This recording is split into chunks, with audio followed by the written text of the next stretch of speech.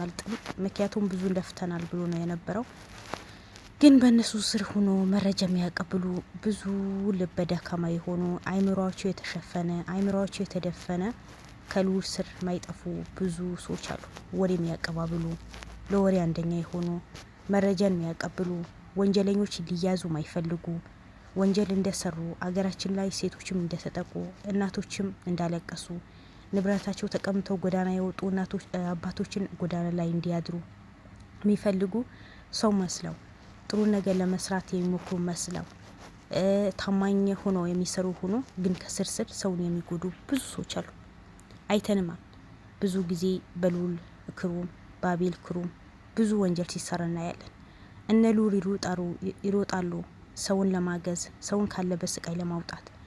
ግን በእነሱ ስር ያሉ እናንተ መስለን እንሰራለን፣ ለህዝባችን እናገለግላለን፣ ህዝባችን ማንም ሊጎዳው አንፈልግም ብሎ ይነሱና ግን ከስር ስር ስር ብር ያታላቸውና መረጃ በሆኑ የሚያቀብሉ እነ ልዑል የት እንደገቡ ምን አይነት መረጃ እንደሰበሰቡ የሚያቀብሉ ብዙ ሰዎች እንዳሉ ይሄ መዘንጋትም የለብንም። ለምን ብቻ እንደዚህ እንደሚያደርጉ እኔ አላቅም። ካሁን በኋላ እንሰራም ብዙ እንደዚህ የሰሩ ሰዎች ተባረዋል። ያየንም እንዳለ ተባረው አሳልፎ ለህግ እኮ ነው የሰጣቸው ልዑል። ግን ከስር ስር የሚፈሩ አሉ።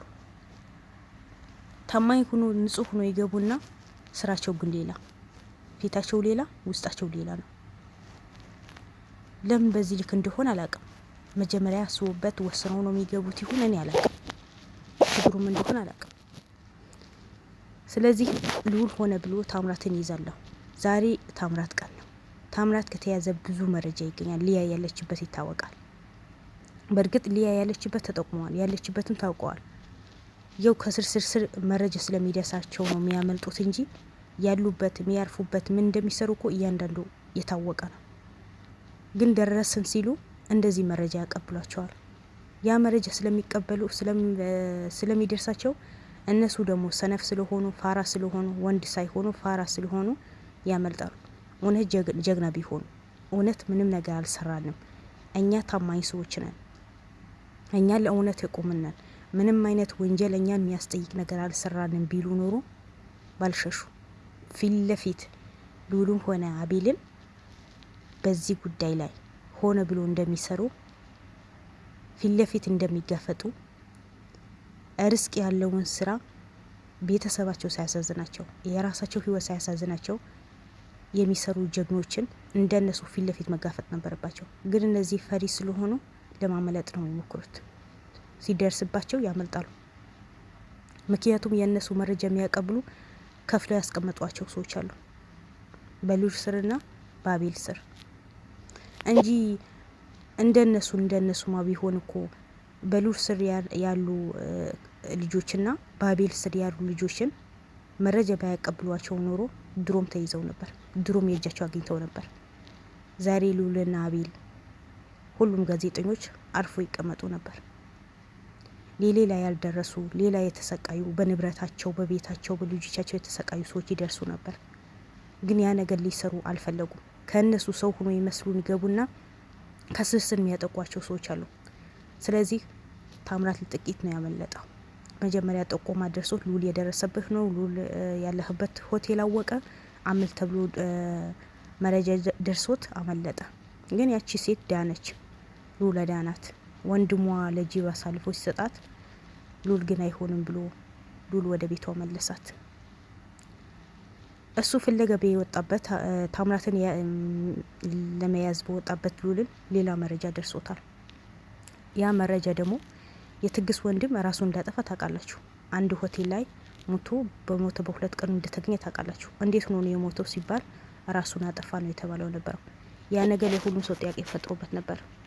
ወይም የአቶ መኮንን ሰው ነው ያጠፋው ወይም የሱ ጠላቱ ነው ተብሎ ነበር። ግን አሁንም ቢሆን የአቶ መኮንን ሰዎች ይሆኑ የታምራት ሰዎች ይሆኑ አልታወቀም። ግን በእነሱ ሰዎች ህይወቱ እንደጠፋ ነው የተሰማው። መረጃ ደረሳቸው። መረጃው ምን መሰላችሁ? እሱ የያዘው ሆቴል አጠገብ ሌላ ሴት እዛ ቀን ማለት እንዲህ በራሷ የምትሰራ ሴት ናት፣ ሌላ ስራ የላትም። ስለዚህ እንደዛ ከፍቅረኛዋ ጋር ገብታ ወይስ ያኔ የጊዜ ስራዋ ልትሰራ በገባችበት።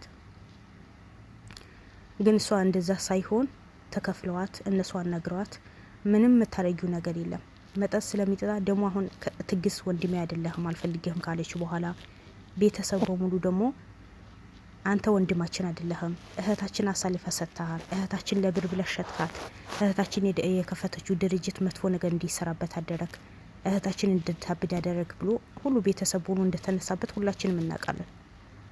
ያ ነገር ውስጡ በጣም ጎቶት ነበር፣ በጣም ተጎቶ ነበር። ራሱን ለማጥፋት ብዙ ጊዜ ሞከረ ነበር አሉ። በዛው ልክ ደግሞ መጠጥ በጣም ይጠጣ ነበር አሉ። ስለዚህ ያ ሆቴል 10 ቀን ተቀመጠ። ምክንያቱም ከቤተሰቡ መራቀ፣ ከድርጅቱ መራቀ፣ ለብቻው ነው የሚኖረው። በዛ ሆቴል ላይ ደግሞ ኃይለኛ መጠጥ ነው የሚጠጣው የነበረው። መጠጥ ጎጂ ባህሪ ነው። መጠጥ ሰውን ይጎዳል። መጠጥ የሰውን ልጅ ያበላሻል የሚባለው እውነት እኮ ነው። ምንም አይነት ጥቅም እኮ የለውም። ለምን በዚህ ልክ ሀገራችን ላይ እንደሚመርት አላውቅም። ሰው የሚጎዳው ነገር፣ ህዝቡን የማይጠቅመው ነገር ያስወግዳል። አገራችን ግን ህዝብን የሚጎዳ ነገር በአብዛኛው እንዲሰራ ይደረጋል። እስኪ ያስቡት 10 ቀን በሙሉ አንድ ሆቴል ላይ ቁጭ ብሎ 24 ሰዓት ምግብ ሳይበላ እሱ እየጠጣ አንጀቱን አሳርሮ ለካ እነሱ ይከታተሉት ነበር።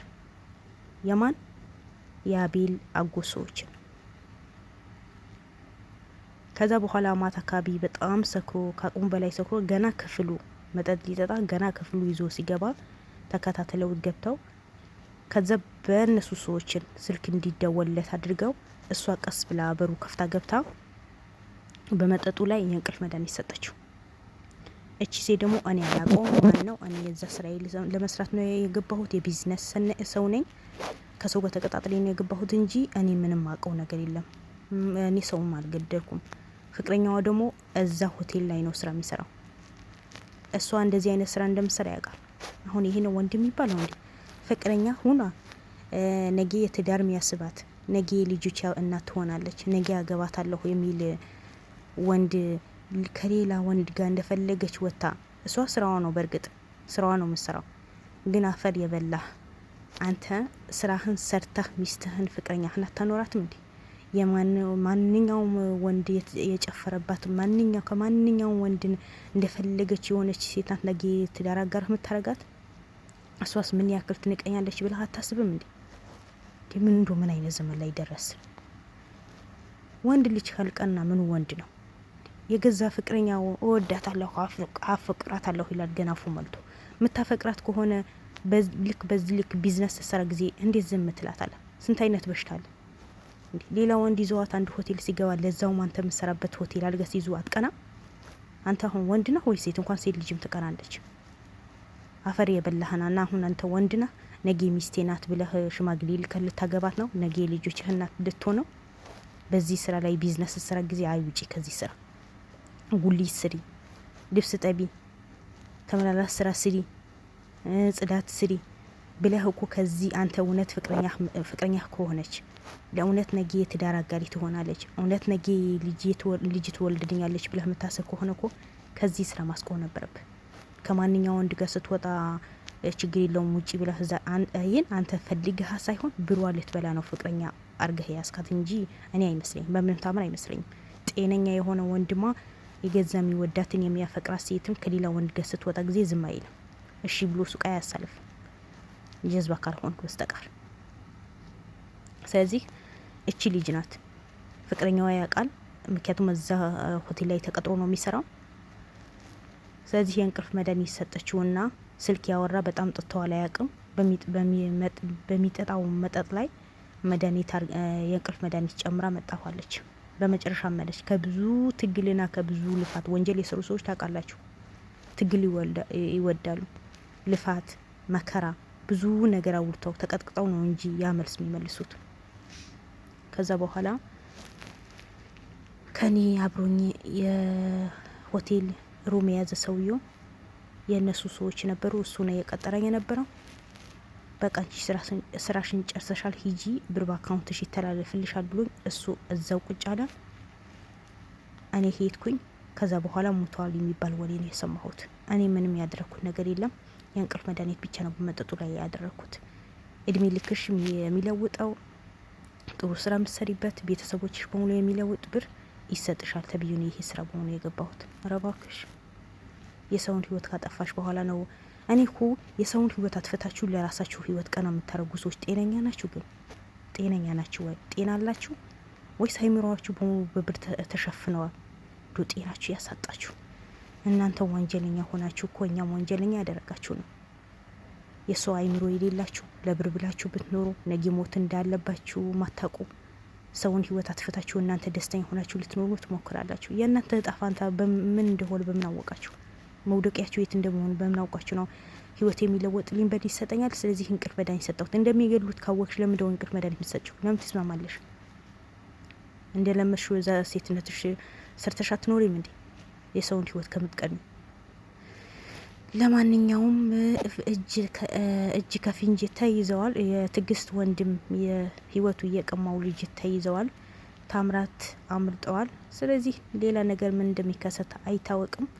ለቤቱ አዲስ ከሆናችሁ ላይክ ያደረጋችሁ አበረታቱኝ ያላችኋለሁ። ውድ ቤተሰቦች ይወዳችኋለሁ። መልካም ቀን። ባይ ባይ። ሰላም አለይኩም ወራህመቱላሂ ወበረካቱ።